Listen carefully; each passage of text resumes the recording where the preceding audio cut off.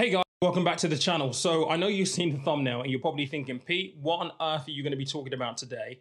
But I think this conversation right here will have some interesting outtakes, maybe lessons that as viewers of financial channels like mine, you would find interesting and important moving forward when you're looking at videos on YouTube. Over the last maybe 3 to 4 days, I've noticed a number of videos of other YouTube channels and creators in this YouTube space calling out the likes of Enquiries and Graham Stephan for promoting meme coins and being paid to do so. And so in this conversation, I want to ask the question of who is actually right. Now, as you've seen on the thumbnail, I do have Sasha there. I'm going to reference Sasha here purely because his video was very, very passionate in terms of the message that he was trying to put across.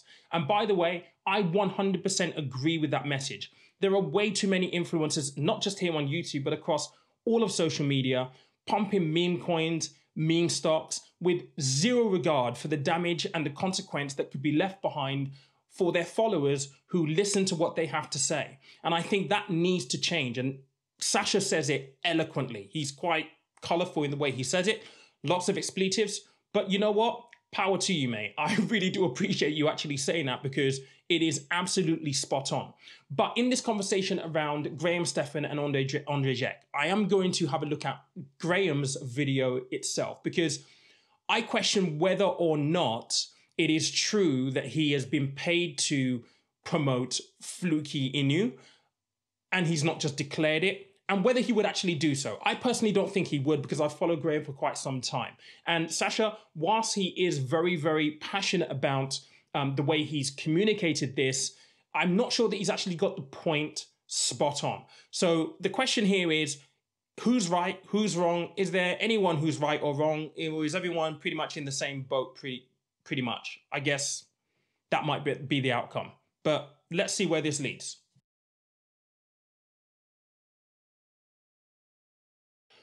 All right, so for the record, I am going to reference Graham Stephan's video. I'm going to pin that in the comment section below. I'm also going to reference Sasha's video as well. I'm going to pin that below.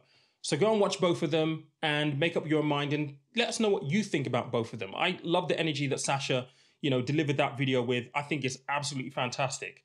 But did Graham actually do something untoward? Is he pumping another meme stock that really, yeah, it might make a few people rich overnight, but ultimately isn't going to be around in 10 to 15 years, so isn't of any consequence at all? To answer that question, I want to start looking at, okay, how did Graham actually position this? This is 42 seconds into his video, and I think this is a really important point to essentially start off as a point of reference. So given how much talk there is and how much complete garbage misinformation is being spread around Twitter, let's talk about truthfully what Floki Inu is, the fundamentals behind the coin itself, whether or not it could follow a similar path to other Shiba Inu-based cryptocurrencies before it, and if this is something worth investing money into. But before we start, just so there's no confusion that this information is completely unbiased and neutral, I do not own any Floki Inu, and there is zero reason for me to give you anything other than the truth in this video. I say this because one, I'm worried that the size of my channel has the potential to affect the market cap of a smaller coin, which is never my intention. And two, I've seen so much false information being spread from people who are only interested in promoting what they own. So clearly what we're seeing here is Graham basically acknowledging that he is aware that there is a lot of misinformation out here on social media, on Twitter, about Dogecoin and a lot of other coins just like that. He is also very early to acknowledge the fact that he is aware of the power that he and his channel actually have. I mean, this guy has 3.2 million followers, subscribers, and that video at the time of recording this had 445,000 views. I mean, it's a lot of views. I don't get anywhere near that. So he's aware that if he asks people to do something online, it could move the market cap of a coin like that. And that's not what he wants to do.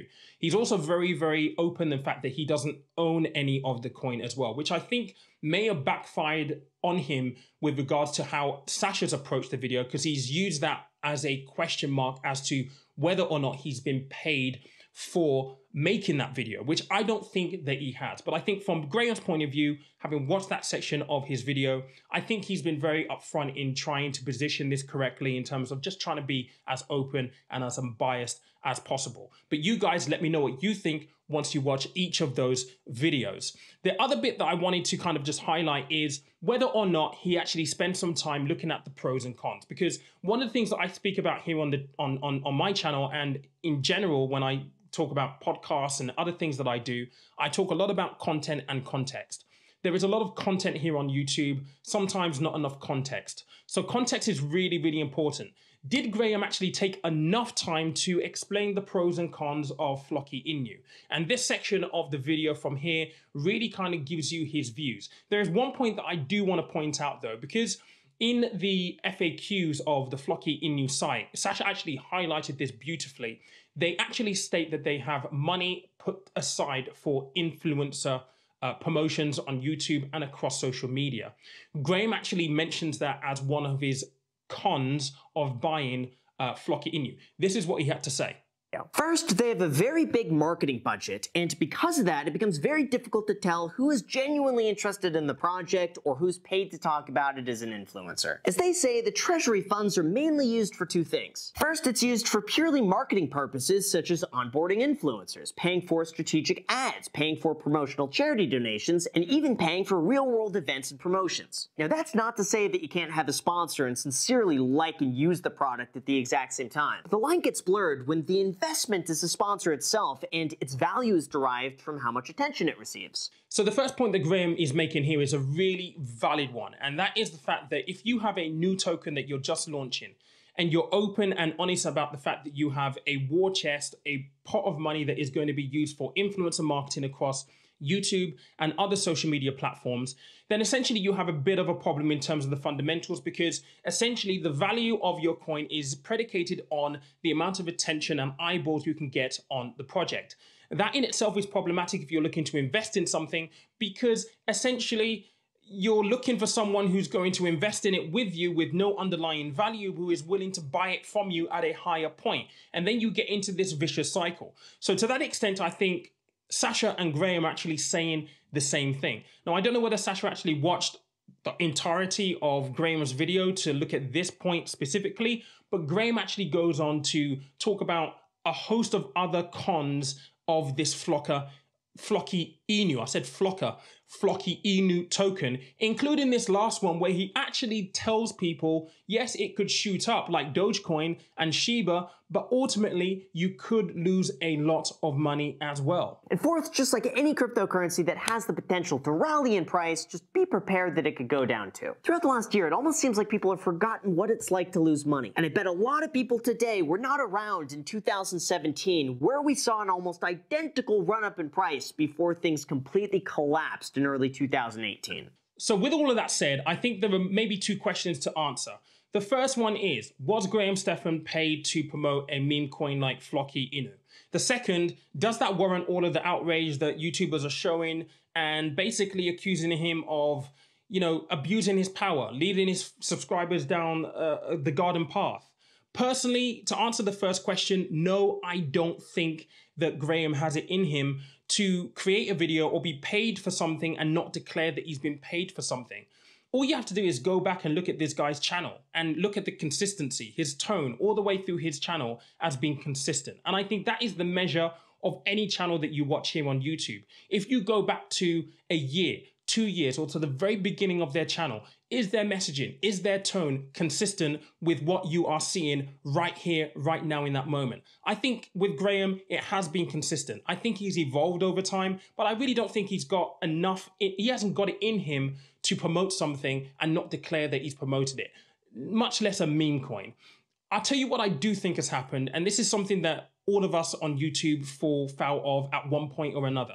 I think he's made a video with a description and a thumbnail which is extremely clickbaity, and that initial reaction of the title, I found the next Shiba Inu, has basically set people off. That's what I honestly think. And look, let's be honest, on YouTube it is extremely competitive. You have a split second to grab people's attention when they search a topic. That determines whether they watch your video. That determines whether you get views. That determines, well, whether ultimately you make money on ads. That's just how it works here. And some people do it more successfully than others. But at some point on our journey on YouTube, we all use that clickbait method because we know it's what works, it's what helps our channel grow, and it's essentially really what keeps our lights on if you're doing this and you're taking this seriously.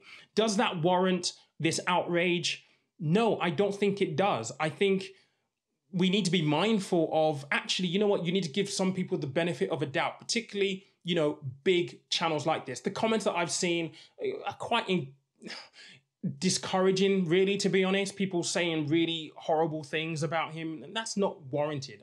Why? But look, that's just my opinion. I'm going to pin Graham's video down below and Sasha's video down below. And look, go watch both of them and come to your own determination. Just to be absolutely clear, one more time, so there is no doubt and nobody messaging Sasha saying, Sasha, did you hear what Pete said? I 100% agree with the core message that Sasha was putting across. There are way too many YouTubers and influencers who don't care enough about their followers and just pump and promote these things for their own gain. That absolutely needs to stop. Do I think Graham Stephan is one of them? No, I don't. Do I think that it warrants the outrage and the comments that we've seen? No, I don't think it does. That's just my view. You get to decide what your view is. I have a trailer to my film dropping November 22nd on my birthday at 5 p.m.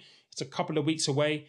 This is it right here. There'll be a couple of other trailers that will drop before then, so keep your eyes peeled. Thank you so much for watching. Catch you later on.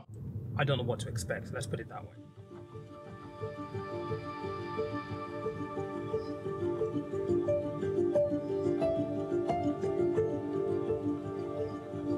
I'm gonna learn maybe a few things that I didn't even know myself. When I think of my time with NatWest, I think of you, and I remember you. Thank you.